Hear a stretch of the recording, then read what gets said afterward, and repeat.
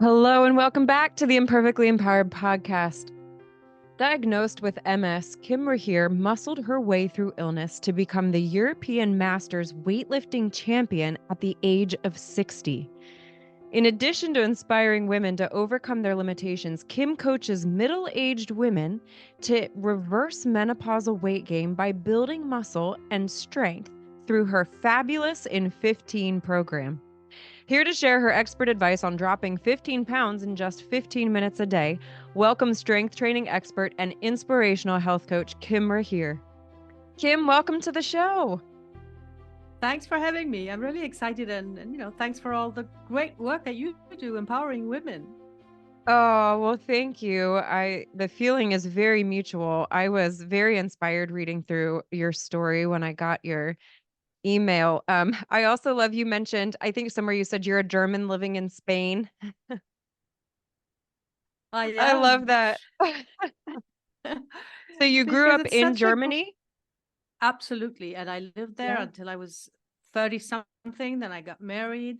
And then we started moving around the world, had 3 kids, and we ended up in Spain. It was like my husband always had the job. His last assignment before he retired was in Spain. He managed to get like 6 years. He didn't have to go back to headquarters. And after 6 years, he retired and said, well, so nice here, let's stay. And I had no intention of going back to Germany. You get spoiled when you live here because it's just so good. Mm. And this is a really ignorant question, but do you speak Spanish? Absolutely. Yeah. And So how many languages do I you speak then? well, if you really want to know, it's five, but it's something of a hobby of mine. So, I married a French speaking guy, but I was already speaking French Okay. because I worked for a French company when I met him. English, everybody has to know English. And at some point in my youth, I learned Russian because I thought Wow. that was cool and I loved it. I th- oh, I wish I thought learning Russian was cool as opposed to all the other things I thought were cool when I was younger. It really is amazing, though. I've heard this many times from guests actually on the podcast. It's so fascinating to me because in Europe, especially, here in the United States, we have the concept of the states all very close, but we're all within the same like government framework and language expectations. Where in Europe, it's a little different because generally speaking, like countries in Europe are like our states, but they all have their own governance. They all have, many of them, their own language. And so there's just this very different sense of culture because you're so close to so many different cultures. So it's so fascinating to me. It's just, this isn't uncommon that I hear. It just makes me feel like we are way behind. Here in I the don't know if States, we know behind, English, yeah, and that's it. maybe not That's the right pathetic. word. It's just different. And I can Yes. tell, how different you are when we talk about distances. For example, I have clients in the US who tell me, "Oh, I'm driving to see my dad this weekend," and I said, well, "How far you have to go?" And they're going to say like, "Oh, it's like only 8 9 hours." And I think, yeah, wow, Yeah. that would, I would probably take a plane or take 3 days Yes. off or whatever. So for you, Yes. everything is sort of, naturally smaller. What seems a long distance for us, for you, is just next Yes. door. Yes, that is so interesting. I love that perspective. Um, well, let's dive into your story. There's so many layers to pull back with your story. But you were diagnosed with MS, I believe, 10 years ago. Is that what you said? Tell us a little bit Yes, about it's that. I mean, yeah, that's a hard that was diagnosis. it was very scary. It was like the second act of an autoimmune sort of journey that I had, because my very first experience was when we were living in Berlin. And my kids were small, but the oldest was like Mhm. 10 or something. I had a full-time job for the first time in a long time. I used to be a freelancer, found something, um like a real job, and I was really happy because I thought, yes, you can have a family and a good career. Mm, And finally I can prove this, because I grew up in a conservative, Germany's conservative, like in a social way. And when I was a teenager, somebody was called you, would you want to be a career woman? It was like an insult. It was incredible. interesting. And I always wanted to show that you as a woman, you don't have to choose. Um, I was stretched a bit thin at the time because I was doing shift work. The kids were small. We all needed to adapt to a new country and everything. Mm. It went okay for a year. And then from one day to the next, I was literally struck down. It started by me seeing double, went to see the doctors. They said, "Oh, that's not good." Sent me to the hospital, lots of tests and stuff. And I spent 6 weeks in hospital. Wow. After 3 weeks, my legs were totally paralyzed. I had no Mm. sensitivity in my legs at all. Mm. It was clear that was an autoimmune thing, but they couldn't really put the finger on it because my symptoms were like all over the place. It wasn't Yeah, and so fitting with any sudden. one. Yes. Yeah, that's part of the story for me now that has taught me the most, because Mm. we always think that the world is going to end if we do not make that appointment tomorrow, or if we do not Mm. fix this thing today. And you can actually be out of the equation from one day to the next. And Mm. it sounds scary, but it's also good to know, because it changes your perspective on what's important and what's not important in life. So Mm. that was something. At the time, of course, I was not grateful for the experience. I didn't think it was something I have had to learn. It was just scary. Mm. They finally figured out and said it was a syndrome called Guillain-Barré, which is Mm. a one-off. So it comes and it goes. Took a while for it to go. I was in a wheelchair when I left the hospital. Had to learn walking again on crutches and everything. Got some treatment for a year, and then I was given a bill of clean health, and I just, you can just go back to living normally. You don't need any treatment. You're fine. And I was so happy. I Mm. called my husband. We both cried on the phone, and I thought I was given like a second shot at life, and that's Mm. just amazing. Then we moved again. We moved to France, and after a year, I felt my left hand going numb, and I knew Mm. that wasn't good. Went to see the doctor and tests again. And this time they said this is like an autoimmune attack, but it's an attack on the white matter in your nerves. So if this Mm. happens again, then it's what we call MS. Mm. And that was even harder because I had sort of regain my life and was so happy, so grateful. I had learned so much. I was going to make the most of it, and then bang, the next blow. Mm. And I was hoping for a year that I wouldn't have a second relapse, and that, I wouldn't be an MS patient, but I did. It was very, very mild, uh, but it was a relapse just the same. So the doctor told me, okay, you know, you're an MS patient, you need lifelong treatment. It's got to be this. And he was writing down the stuff that I was supposed to sort of take. And I said, oh, one moment. I wanted to Yeah. talk about this. I wanted to Yeah. ask him some questions. What do you mean lifelong treatment? Is it really necessary? My second relapse was so mild. Maybe I'm getting better. If I take the treatment, I will never know what's up with my body. And he was not Mm. used to that. He was not used Yes. to that at all. Somebody asking so many questions. But for me, I know now that it was like instinctively, I didn't want to give up my power. I didn't want to Mm-hmm. be dependent on this treatment for the rest of my life. It's really scary, and not knowing, what is really going on with my Mm. body. Is it healing? Is it better? Or is it just because I'm using these drugs? Yeah. I fought with him for an hour, and then I gave in, and I started injecting myself 3 times a week with interferon beta. It made me feel like I had the flu every time I did so, and Mm. it was not nice. The skin reacts, of course, to all the injections. Um, but it was, the thing that you do and that you have to Yeah. do. And people can also scare you, and they're not wrong. I mean, you never know where MS is going to lead you. Yeah. You could go blind, you could be paralyzed, and of course, nobody wanted to take a risk. Just because I was sort of hesitant and didn't want lifelong treatment, the medical professionals, they would not take a risk with me and say, yeah, yeah, you go and try that, and then Yeah. maybe Yeah. next year It's you're a in a hard position to wheelchair. be in. Speaking as a medical provider, Yeah, it's hard. Yeah. yeah.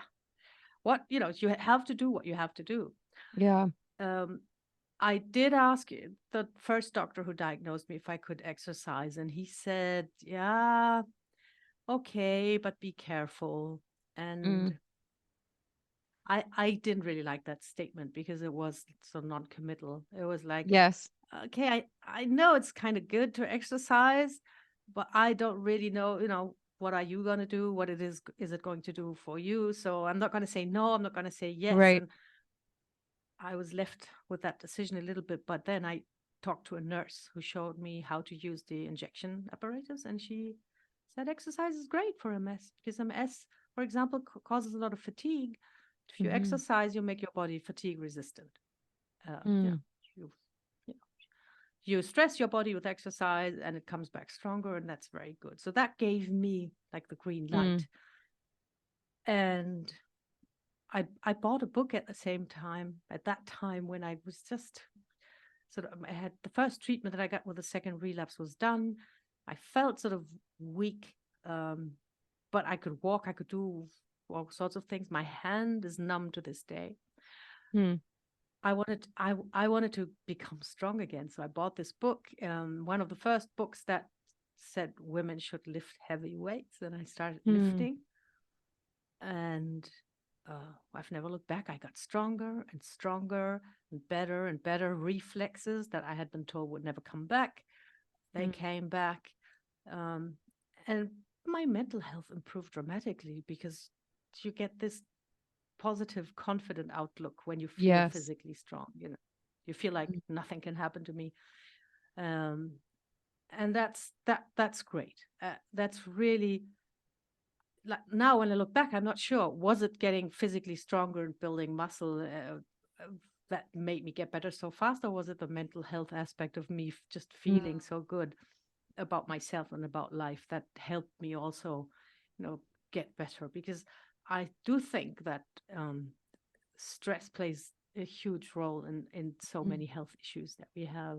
Mm. And this made me sort of more stress resistant. I think Mm-hmm. my brush with the Mm-hmm. illness made me more stress resistant too, Mm. because when like the worst has happened to you, it's not even the worst, but something like really bad has happened to you, and you've been taken to the toilet but in a wheelchair. You're not scared of being late for an appointment, or your Right. kid getting a bad grade in school. You Mm-hmm. know it's not that important actually. It's a perspective shift. It's like, oh, okay, well, Yeah. yeah, that is disappointing, but I remember what this was like. So this just feels like, yeah, Yeah, absolutely. absolutely. Yeah. And then we moved again. We moved to Spain that time, and I joined a gym. I never told anybody I had MS. I was injecting Mm. myself. Mm. I was taking ibuprofen to deal with the flu-like symptoms because I didn't want to stay at home so miserable. I just wanted to, live my life. Mm. And after 3 years in Spain, I I told my neurologist, my Spanish neurologist, that we were going on a camping trip, and that I didn't want to take my injection thing on a camping trip. We just, it's not hygienic, and it's like you have to Right. take it on the plane because we're going to Canada. Okay. You The medication needs to be in a fridge. Then you talk to the flight attendants and say, "Can you put something in the fridge for me?" And they say, "No, You impossible." put this needle full of an unknown substance in your fridge, that'd be great. Yeah. So I asked him if I could stop for 3 weeks just for the time of the vacation. And he said, "You know what? If you want to stop, like, uh, for real, for good, um, I'm happy for you to try. I'm going to support Hmm. you." Mm-hmm. And this was so totally against all sort of rules, and um, Mm. it was clear that this was something you had to do for life. But he was very up to date. He went to conventions, and he Mm-hmm. he was like the MS specialist in Spain. And he said, "We're not quite sure anymore, actually, if this treatment is actually effective. So Mm. even if you have problems again after stopping this, we're not going to go back to this. We're going to try something else." Mm. And I found this very courageous of him to tell a patient, we've been treating Yes. you with something, and now we're having doubts. Mhm. This is like a conversation between grown-ups, and I really appreciated him for that. A very a coach of who I like really very much, who thinks out of the box. He said, Yes. just because we changed our mind doesn't mean that we've been wrong before. And I think Right. this was like what he told me. We're not sure. So I stopped. Yeah. That was 6.5 years ago. And I, without treatment and without medication since Mm, then. mm. Knock, knock, Yeah, knock it's on wood. it's interesting. My husband has an autoimmune disorder called ankylosing spondylitis, where his spine slowly fuses, his lumbar spine. And what's been really fascinating is the most um efficacious treatment, if you will, that we have seen. He has not started meds yet because he has been able to, so far, prevent significant decline, has been strength training. When he stops lifting weights, it does not take long before he has a hard time getting out of bed in the morning. So it's really, really fascinating how strength training, I think, needs to literally strength training, not even just cardio. I mean, he sees the difference between he'll still be playing basketball in the morning with friends before school, before he teaches. But if he stops lifting, that's when he sees the difference.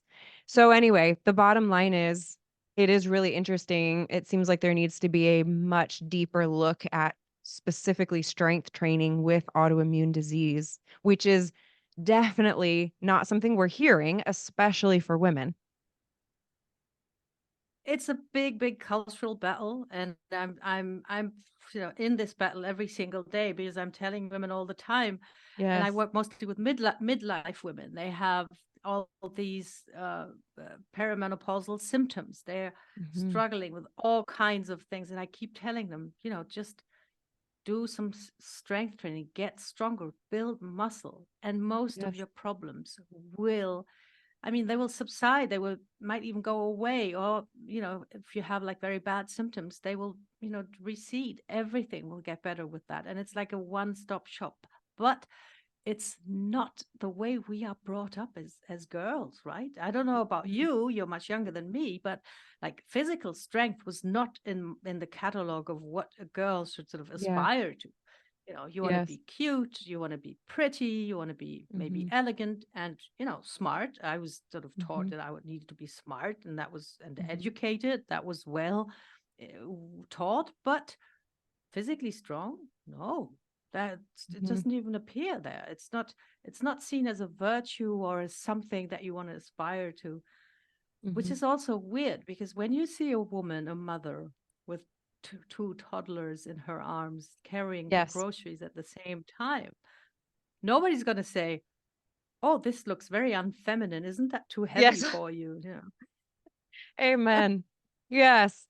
Yeah, we load up. How many it's like a badge of honor how many grocery bags we can carry in at one time. I will not go back to Absolutely. the car. Only one trip. I'll drag my kid by the heel if I have to. I will carry all the grocery bags. Yeah. Well, I think what's Yes. so fascinating, I'm glad that you brought up this point. This is something that I have addressed with clients as a fitness and nutrition coach, is the concern is getting bulky. And there is definitely like, a woman bodybuilder is such a specialized art form, that yes, can you get really bulky? Yes, but it takes so much work to get that bulky. I mean, that's a full-time job to even get that kind Absolutely. of bulk. But, I also think people misunderstand the physiological reality of muscle because muscle is muscle.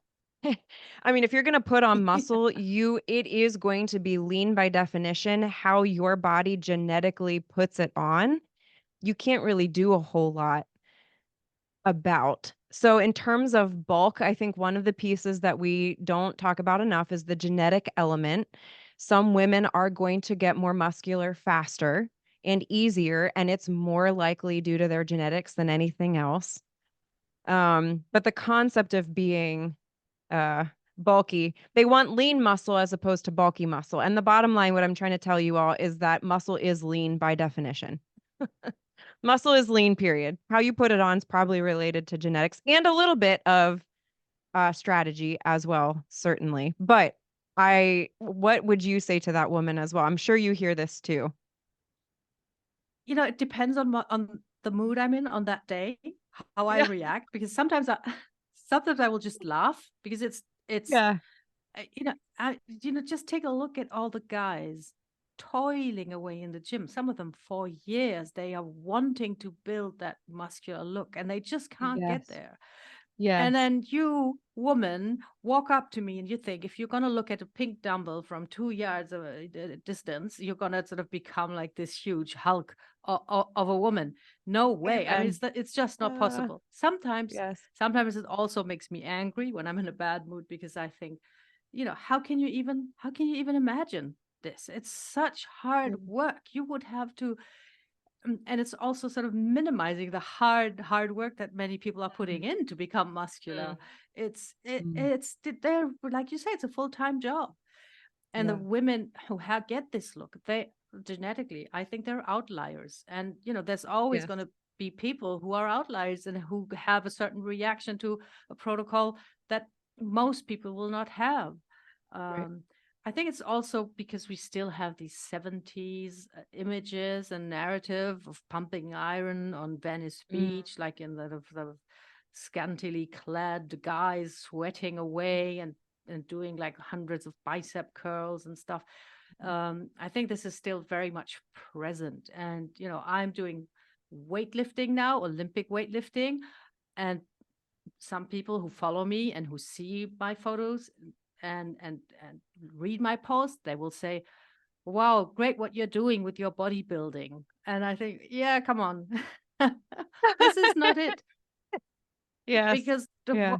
the important part of building that muscle, and this is really what I'm sort of repeating it until the cows come home. Yes. It's functional. You That's right. don't you don't you're not going to go and build a bicep by curling it 5,000 times. That's not what we're talking about here. We're talking about functional training movements. Mhm. So you So can that you pick up can lift groceries from those the grocery floor. bags. Yes. Right. That's right. Yeah. Absolutely. Say Or that one more time. Just repeat what you said one more time for all the women in the back who missed it. it's about function. It's about rolling on the floor with your grandkids. It's about being able to get down on the floor, get back up from the floor. Um, and I think the connection to what strength training does with illnesses and diseases is that I'm convinced that human bodies are optimized for physical effort, for daily physical effort. And by that I Yes. mean it's not that we live our lives and we sit at our computer all day long, and then if we want to be just a bit healthier, we're going to go out for a walk or we're going to go on a lifting session. I think it's the baseline is we physically making efforts every single day, sweating and Yes. lifting and pushing, pulling stuff every day. And if we don't, our health will degrade, our health That's will right. deteriorate. That's so it's not we're somewhere and we're trying to get better. It's if we don't do this, we're going Hmm. to get worse. There's no doubt Hmm. about it. And you can see it all around us. People who are in their 50s who cannot get down on the floor and get back up again. What are they going to do Yep. when the zombie apocalypse? That's right. You're just gonna sit on the floor. They're going to be the first to be eaten. Yeah. Yeah, but it's no joke. I think really, and Yes. the No, I agree problem, with you. Yeah. And the, I think the this big, is the piece too, that we need to just be able to own this reality that movement is harder than ever. I preach this all the time. Like we have to be intentional about movement now, especially, I'm 37, but for my kids, I just think about the majority of their jobs are going to include computers. I will be shocked if absolutely. any of their jobs don't. And the fact is, we are more sedentary than ever simply because of technology, and survival requires that technology now, unfortunately. So, the idea of just being active alone is not enough because our baseline of activity is um it's incompetent. It's not enough because our baseline has shifted like you just said. Once upon a time our Yes. baseline activity might have been enough, but for future generations, it won't. And so, like you said, the body was optimized to move, but because our baseline activity levels are not moving enough, we have to be intentional about it, which is precisely why Kim is changing the world one midlife woman at a time, because you have to be intentional about movement now. So I think you're absolutely right. And I don't, I go even further in this because I think the environment, the way it's built now, it's hostile to our health. It's Yeah. hostile because of the way also our brain is hardwired, to conserve that energy, to not move, to eat as much as we Mm, can whenever there's food yes. available, and to conserve that energy by moving as little as possible, because this is a programming that has helped us survive forever and Mm, ever and ever. This is how humanity evolved. And now our environment makes it so that this hardwiring that we have is killing us, because mm, if we are not intentional, like you say, we're going to be just sitting. The food is going to be brought to our doorstep, and we're right. not going to move any, we're not going to carry things. We're not going to Yeah. walk anywhere. We're not going to do anything. So I Yeah. think it's actually gotten to a point where we have to fight for the right to move. It's Yes. not given.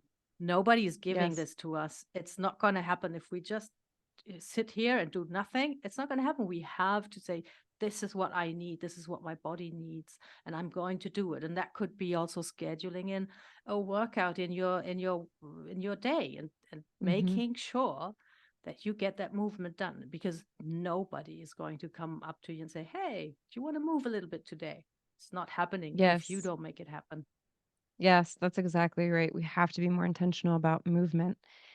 In a minute, we're going to dive into Kim's expert advice on that movement and her fabulous in 15 program on how you lose 15 pounds in 15 minutes a day and her tips on building strength. But before that, we're going to play a round of Would You Rather with Kim. We're going to learn a little bit more about her.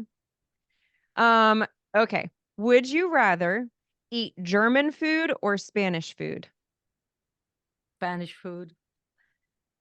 What is your favorite Spanish dish? Like if I was to come over to Spain and visit you, what would be the dish that you say you've got to try this? This is the best. I think it would be anchovies, actually, Oh, which is a fatty fish, interesting. which is, first of all, it's super healthy, but it's not about that. Yeah. It has a very strong taste. It's a bit Okay. salty. It's even a little bit bitter, but it's like, has a full flavor, and it's really great. And Spanish anchovies, they are like a specialty. You can buy Interesting. anchovies for like 200 euros a kilo, which is, Wow. okay. I have to probably translate that into imperial, right? That would be $100 a pound or something like this. So it's like really, That's a lot of really money good for stuff. anchovies. Yes. Now I'm so intrigued. I'm thinking, maybe I don't want to visit Kim because anchovies sound terrible. However, I'm also intrigued to taste them. Well, we could go for ham if you want to, because they are really good on ham too, the Oh, Spaniards. interesting. Huh. That's really fascinating. I just was not expecting anchovies. That shows my American perspective of what Spanish food is. Um, okay, well, I would love to come visit you in Spain, even if I have to eat anchovies. I'm in. That sounds fantastic. I can have your part. I she'll just take mine. Perfect. Um, would you rather drink coffee or tea? Hmm. That's impossible for me to answer. If I really have to Interesting. decide, You don't have a preference. You love both. I love both. Yeah. Wow, that's If I unusual. really I have will to say, I think decide, you were the first person it's ever to say that. really because I start my day with coffee, and then at some point in the day I move to tea, and I'm a very ritualistic person, so I love both. If I had to really make a decision, I'd probably go for coffee, because um you you know it's it's easier to make bad tea than it is to make bad coffee. Oh, this is also so fascinating. Huh. I would have said it's easier to make bad coffee than bad tea, but I also think you must have probably much better tea than Well, what I'm drinking. I come from a region in the north of Germany. I think they have the highest per capita tea consumption in the entire world, and Really? they are so I'm super learning so much. ritualistic about the tea. You know, that they would never use tea bags. It has to be loose leaf tea, and you have to warm the Fascinating. pot, and then it's crazy stuff. So the thing is that, and that's a bit, how it's brought up is if Yeah. I drink tea, I want it to be proper tea. So if I have to choose there, okay, then it's probably going to be coffee. That is so interesting. I actually grew up in Scotland, for the first till I was 5. And so my parents became big tea drinkers, um, because of that. So we didn't grow up with coffee in our home. I'm a massive coffee fan, but I'm similar to you. I start my day with coffee, but then I end it tea, with decaf tea. So anyway, well, clearly I need to come visit because I need to taste this tea. I'm so curious now to have delicious German Yes. tea. Um, Would you, so now I'm going to ask a really controversial question. Where's the best coffee or tea then that you've ever had? Because you've probably, I feel like just Europe in general is well known just in for tea coffee. You enjoy it. You sit and it's an experience. Where here in America, we like drive through McDonald's and we're chugging it, by the gallons. Where, Yeah. as I understand it, in Europe, it's an experience. You experience your coffee or your tea. So I'm curious your experiences throughout Europe, where's the best coffee or tea you've had? That's going to sound crazy, but I know very well because I just went there 2 weeks ago. There's a roastery in Manchester in the UK that is Okay. called Man Coco, and they roast the And coffee cocoa. there, and it's the best coffee I've ever had. Oh my goodness. Okay. To Bente, my editor, make sure we include that. I love including links like this for those of you that ever want to travel. So Man Coco, COCO. That's it. Yes. Okay, Man Coco in Manchester, England. Love that. Best coffee you've ever had. Is the best tea from Northern Germany that you've ever had. No, they have like a mix that they use. The tea I like best. Oh, I once had, and I can't find it now. I'm not sure it exists anymore. I once had Yeah. a blend that was called Stronger Tea, and that was Mm. also a UK tea, and that I love that one.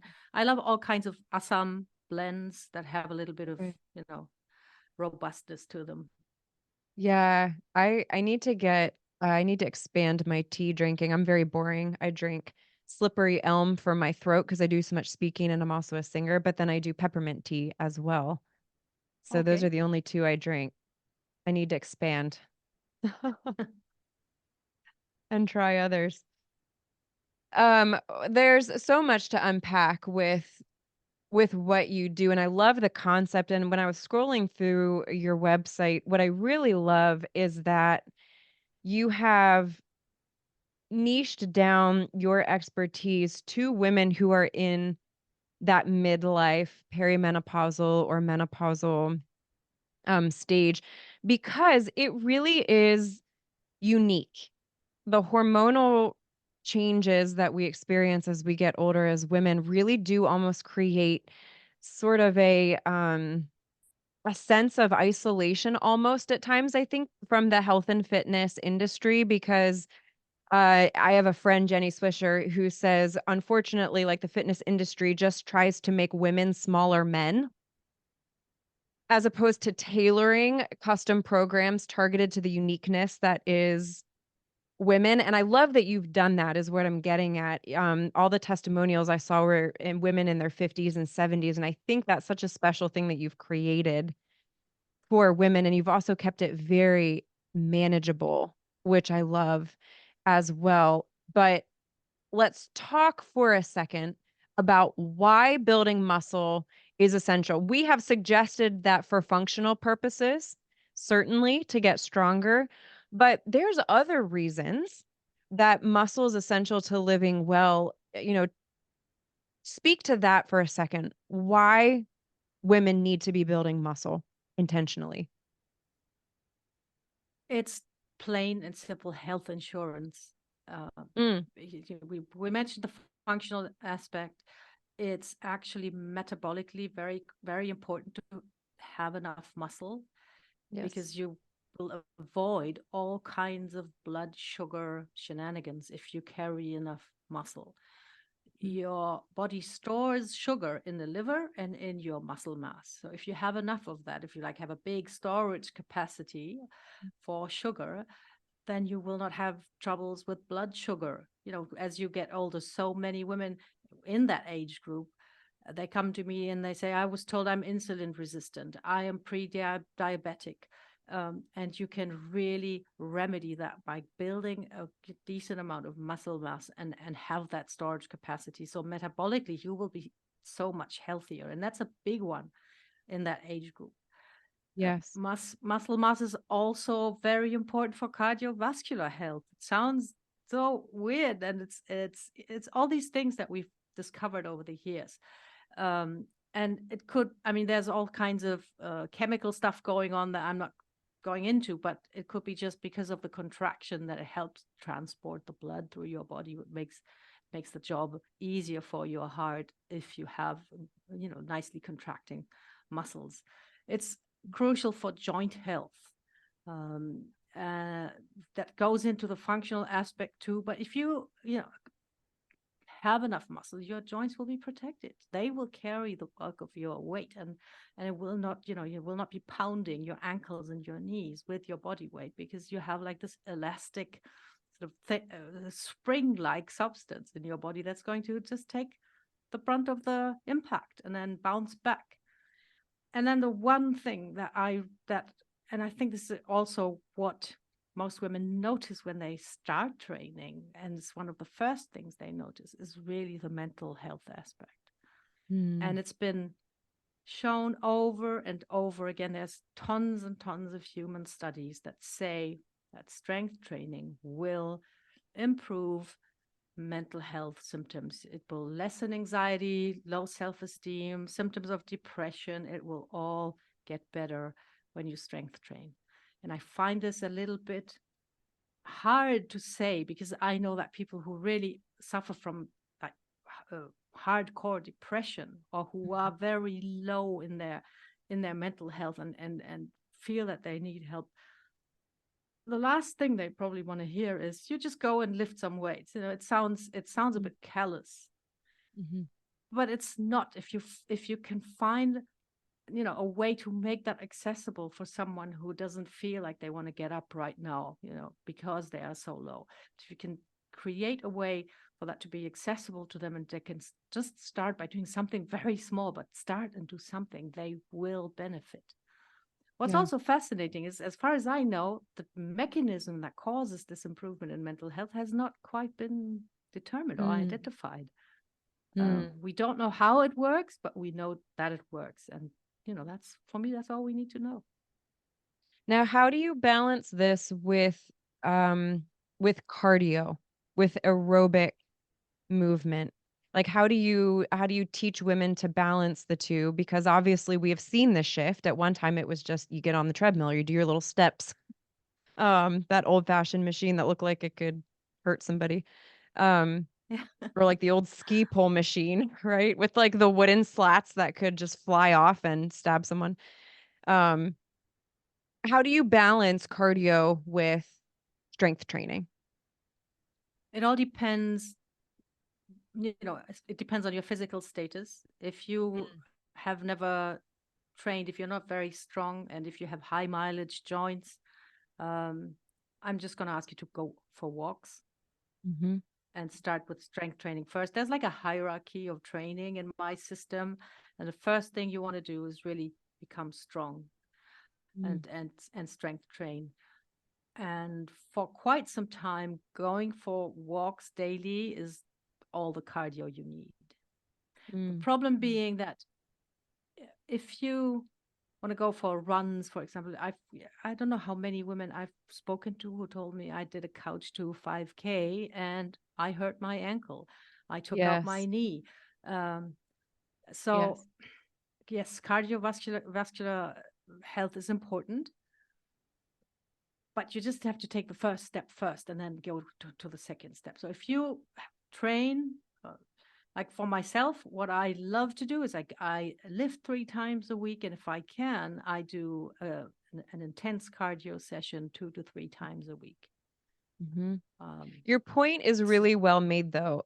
I want to make sure women hear this because I see this a lot as well. Like you said, the couch to the 5K. Um, but if you do not have the strength, like she just said, to support the pounding, then your likelihood of injury is significantly higher. I get this question a lot from runners. I see a lot of runners who get frustrated by their lack of fat loss, for example, where they can still be a mhm. runner, but still have, frustrations with their midsection or um, still feel like they're somehow retaining fat despite the fact that they run all the time.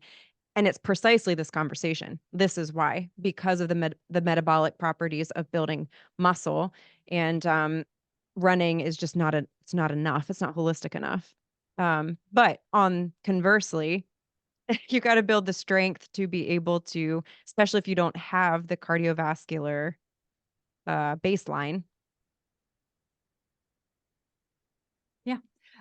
And when it comes to fat loss and body composition, just go and look at the finish line of a popular marathon and how people look. Yeah. You get the specialists come in first. They're like tiny. They're Yeah. built for this. And I think this is something that's a mistake. And it's a mistake I've made too. Um, you see how really good marathon runners look. And then you think if you start training for a marathon, you're going to look like that.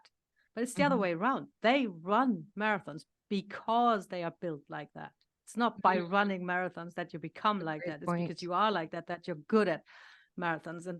And running still has this aura, this status that I think that many women still think this is the one thing that will solve their problem and help them lose the weight. But if you do not have the strength and the joint health to support that, um, and if you combine that maybe with a caloric deficit, you're going to eat into your muscle, and your bone health is not going to be supported enough by running. There's also quite a few studies to that effect. So Yes. you want that as like your second step. You want to be strong first, and then if you enjoy it and I know that some people, they love cardio because it gives that Yeah. endorphin rush and you feel so Yes. good Yep. after it.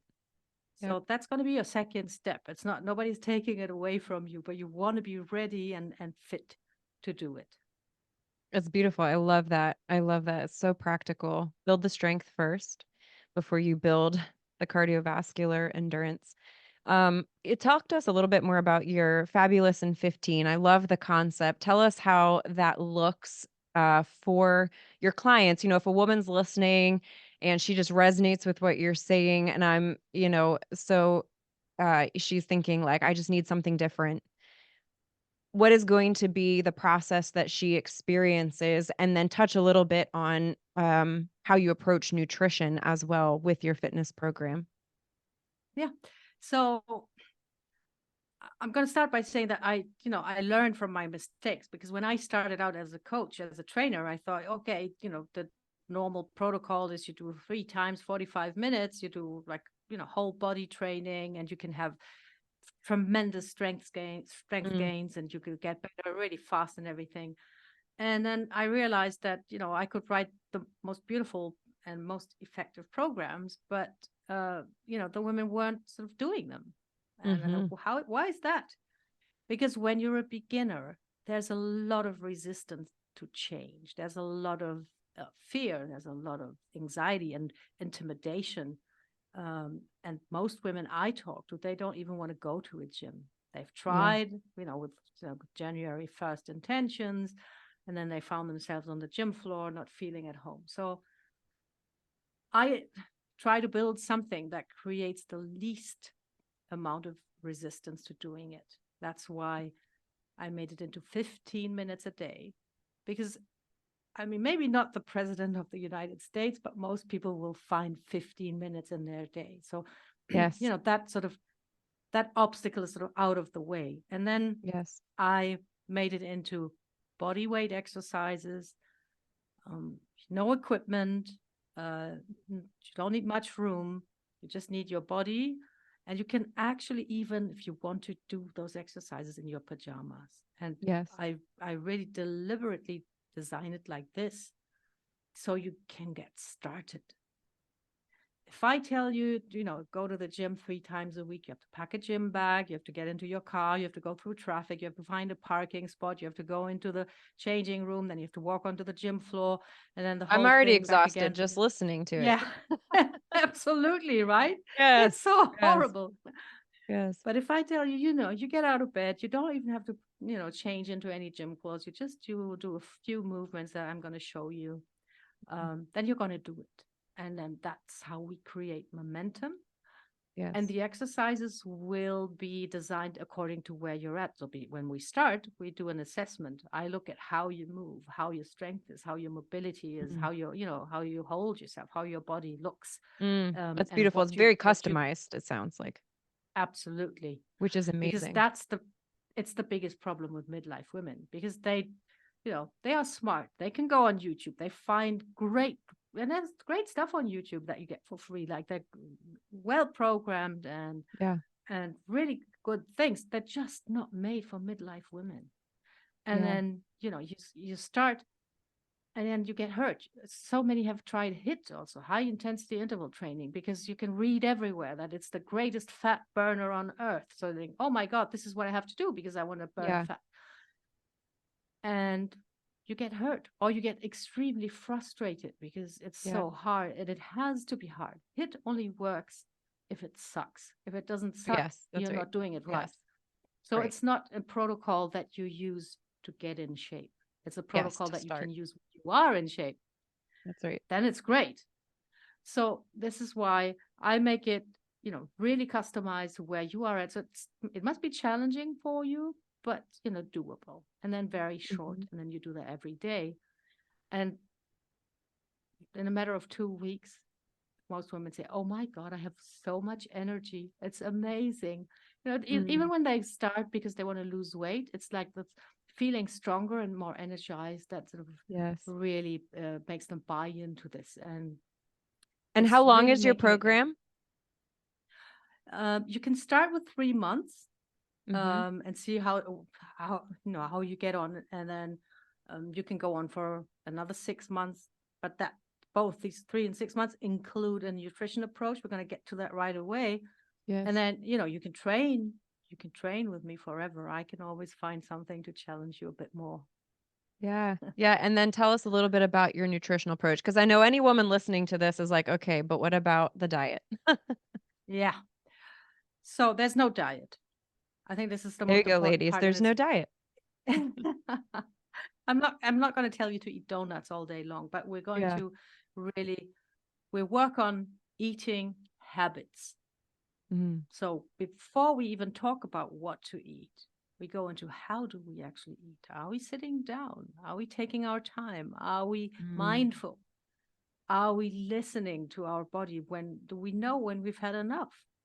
Hmm. Um, because that's such a huge, big, ginormous skill. If you Yes. can eat slowly and be in touch with your body and know when you've had enough, Hmm. it's just you're safe forever. You can control your weight forever because you can go anywhere. And even if you have to eat suboptimal food, you're never going to overeat because you will take your time and you will know exactly, okay, this is it for me. So that's a skill I insist a lot on. And then we move into the protein because that's what we need for muscle building. So we talk more My about how favorite. to Everyone eat. here knows how much I love my protein. Lean Yes, protein is the secret. absolutely. So how to eat, what to eat, protein. If you eat enough protein, uh, you know, the rest will sort of take care of itself. Of course, I want you to eat tons of vegetables because I want all those nutrients to go into your body, and that will help you also build muscle. But like the approach is, what do I need to eat to perform, to feel good, to be set? It's not which is the forbidden food. Sometimes I have a client that, so which foods should I cut out? And no, I don't Yeah. care. I want you to Yeah. eat this.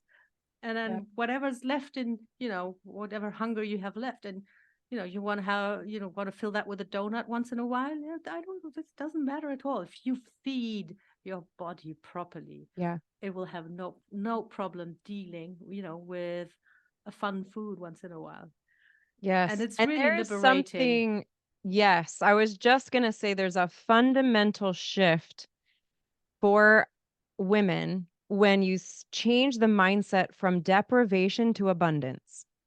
When there's this idea that there is no food off limits, it is amazing. It's like we become 6-year-olds again. It's like suddenly when nothing is off limits, we're like, oh, somehow it becomes less tempting because we can eat it. Absolutely. It's when we have this mindset that we have to eliminate entire food groups from our diet. I've never wanted bread more when I can't have it, right? It's like as Yes. soon as we give ourselves permission that no, there is no like absolutely bad food. The problem is we're overeating all food and not eating enough of the right food. So I love that. I love that concept. Yeah. And it's, I experienced that myself. Um, when I go to a weightlifting competition, you have to make the weight and you have to weigh as little as possible. So I do a little bit of, especially on the day of the weigh-in, you don't have breakfast. You only eat Right. after the weigh-in, so you're hungry, and it can be a little bit sort of challenging. So I Yeah. have this rule that after a competition, I can eat whatever I want. Mm-hmm. Mm-hmm. And you don't know how many times I come home, I can eat whatever I want, and I have chicken vegetables because Yes. it's just I'm just so used to it. It's what I love. And, Yeah. I'm not going to go looking for some kind of treat food that's going to be disappointing anyway, because it's just going to sort of taste sugary and weird. And Yep. that's exactly what happens when so you stop restricting yourself and you turn it Yes. around and ask yourself, what will give me energy? What will make my body feel good? Yes, what will fuel me to move optimally the way that we have been designed? This is a very specific question, but do you have a favorite chicken and vegetable recipe? Like, you must eat Um, chicken a lot. What is your favorite way to make chicken? Like, your no fail way. I have 3 kids that don't eat what I make. Give okay. me your best chicken Um, recipe. okay. So here's the I'm not into fancy cooking or gourmet cooking, and I think Yes, the easiest woman after my easiest own way to be heart. the I've easiest got way to no be time. successful, yeah, and you just want to eat basically the same thing over and over. Yeah. If Yeah. you can do that, you're going to be successful. Yeah. So I use boneless chicken thighs, and I Okay. whack them into the crock pot. And I Okay. could do that with broth. Sometimes I do it with coconut milk and then some like really hot white pepper and curry spice. Okay. There's also a recipe that I use. It's also just boneless, thickened chicken thighs, and a lot of mustard and little bit of maple syrup. Your kids are gonna love that. Ooh, okay, wait, that one Mustard. sounds. Do you have specific measurements or you just dump it in? Um, it's like I usually do a kilo chicken, and then I would go for let me say like maybe 2 to 3 ounces of mustard. But it's like you would probably want to use French mustard, like Okay. and a tablespoon of maple syrup. So 1 kilo chicken thighs. And then I'm gonna have my editor put this in the notes, you guys. 1 kilogram chicken thighs, and we'll change that to pounds. And then you said how much mustard? 3 ounces, I'd say. I I I use like 75 grams. That's a little bit less than 3 ounces, but 3 ounces is going to be okay. 3 ounces yellow mustard. And then how much maple syrup? Just 1 tablespoon. 1 tablespoon. So there's not a lot of liquid in it then. Oh yeah, you want to yeah, that's a good point. You want to put like um, half a cup of water, maybe a little bit of broth. Mm-hmm. Like a chicken broth. You know, yeah, I am no and then you chef, cook but that. I think I'm right in saying, right, that the liquid needs to be almost to like the No, no, top of the chicken. Oh no, no, you don't need that much. You It don't doesn't need need that that much. much. If you Okay. put Clearly, if you I'm just not a put chef. half. No, no, it's okay. It's all a matter of experience, and sometimes Yeah. because I'm not into. I'm winging it a lot, but this recipe I've tried many times because you It literally. This is sounds also good delicious. for women who have so little time. You just whack it in there, and then you come home and this kitchen smells like somebody else has made dinner for you. This is all. Exactly. I mean, You could, someone else has. So Kim has made yeah. dinner for us tonight, you guys. Okay, 1 kilo chicken thighs, half cup chicken broth, 3 ounces yellow mustard, 1 tablespoon maple syrup. And then how long do you put it in for in your You can slow put it cooker? like that every slow cooker is a little bit different, but Yeah. I can cook it for 4 hours on low, and mine's gonna be fine. Oh, okay. Ours typically for those anyone who does like for us, we usually do chicken like low 6 to 8 hours. But to your point, Yeah, every slow cooker is really, really yeah. different. No, six Okay, this hours. is 6 hours exciting. gonna be fine too. And I'm 100% sure that your kids are gonna love that. Remember that the chicken thighs are boneless, right? They don't. That Yes, makes a bone. difference. Oh, I have no time for bones in my chicken. Get those out of here. No. Yes. And we're going to sit and we're going to eat our dinner together. We're not going to be shoveling food in our mouths, ladies, right? We're going to make this meal and we're going to sit,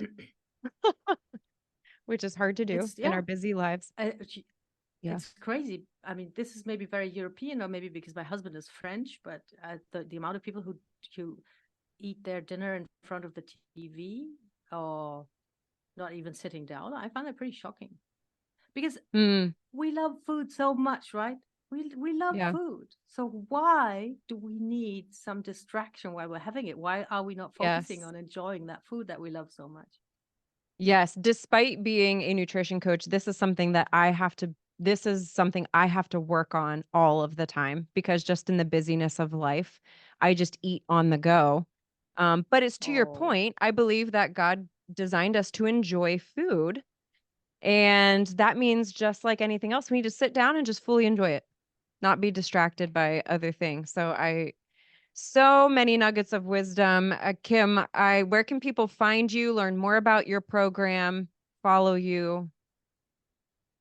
you can go to my website, which is kimrahir.com, and on there you will find a free assessment. So you can find out about your health and your strength, and you have an idea of that status quo, that, point where you are at.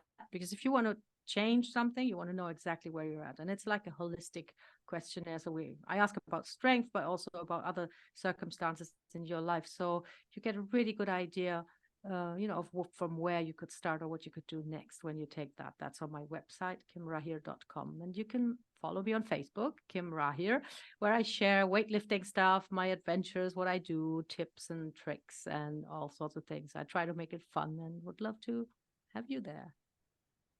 KimRahir.com. Of course, we will include all of the links in the show notes. Kim, it has been such an honor. I really pray God's blessing over your heart, your home, your health. Thank you so much for the way that you're inspiring women and really empowering women to live well. But it's been an honor having you. Thank you. Thank you so much. I had so much fun talking to you. It's great to have a kin spirit on the other side of the world. That's right. I'm coming over. If you see me at your door one day, hola, I'm here. I'll hide the anchovies. Thank you for watching the Imperfectly Empowered podcast. Be sure to subscribe to the channel by clicking below. And if you missed our last video, then be sure to check it out right here. We'll see you next time on the podcast. Your story matters and you are loved.